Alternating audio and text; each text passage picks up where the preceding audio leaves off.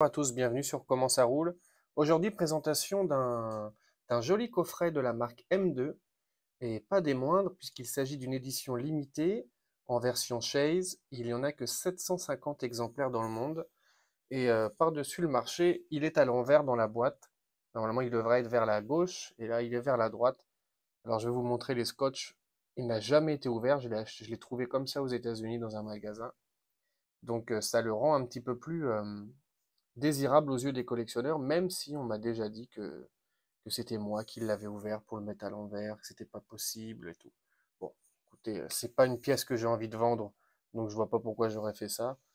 Et bah bon voilà, ça rajoute un petit quelque chose, mais tout est bien scellé. Il a été posé à l'envers dans la boîte, et en plus de ça, il s'agit d'une édition rare.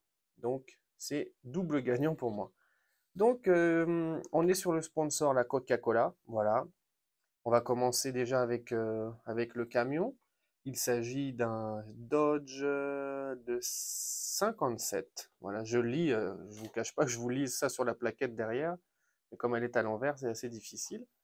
Donc Dodge de 57, on a des roues rouges bien brillantes. Ça, c'est spécifique à, à cette, à ce trésor, si je peux l'appeler comme ça. Normalement, ils doivent être couleur gris ou blanche, ou peut-être même rouge, mais pas brillant.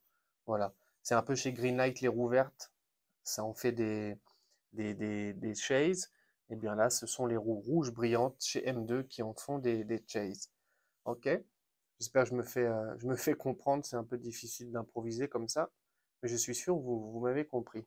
Donc, cabine blanche avec porte-voiture blanc.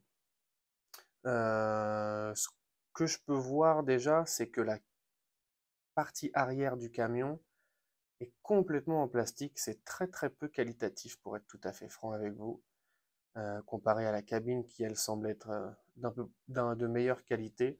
On voit clairement la différence entre la cabine et la partie arrière. Ça fait très très cheap.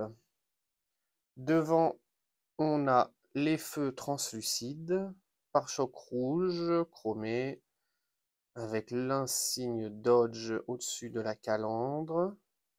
Voilà, pas grand-chose à dire. C'est vrai que je suis assez choqué de la différence de matière utilisée entre la partie avant et la partie arrière. Voilà, je suis peut-être un petit peu trop exigeant, mais ça me saute aux yeux.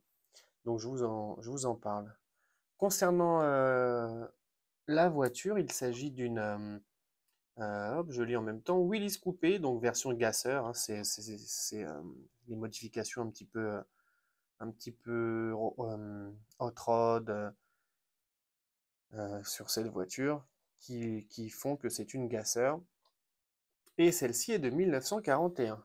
Donc évidemment, comme le camion, édition rare avec roue rouge brillante, le logo Coca-Cola, le moteur, un 392 cubic inch moteur EMI, voilà, avec le blower rouge brillant sur le capot.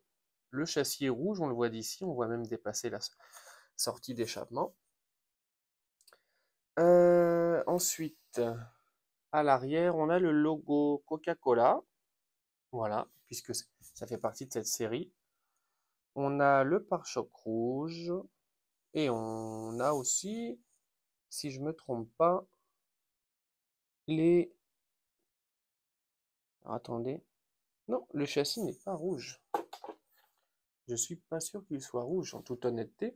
Je pense que c'est simplement l'armature de la voiture qui est rouge. Ouais, ce n'est pas le châssis qui est rouge. Donc voilà, j'ai parlé un petit peu trop vite. Donc voilà, Coca-Cola, très très joli.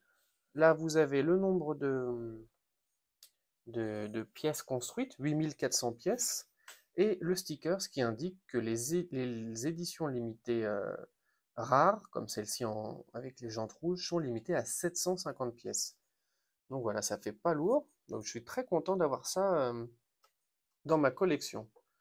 Le dessous de la boîte, on n'a rien de très intéressant. 2022, voilà, c'est sorti en 2022. À l'arrière de la boîte, Coca-Cola. Je voulais vous montrer le scotch qui est bien scellé ici, qui n'a jamais été enlevé. À l'arrière, pareil. Voilà. Bon, je me justifie un petit peu, mais je vois pas l'intérêt d'avoir mis cette voiture, enfin cette voiture et ce camion à l'envers dans sa boîte. Voilà, ça servirait à rien du tout. Surtout que je n'ai pas envie de le vendre, donc ce sera même pas un argument. Eh, regardez, c'est une erreur, ça vaut plus cher. Non, pas du tout. Celui-ci restera avec moi.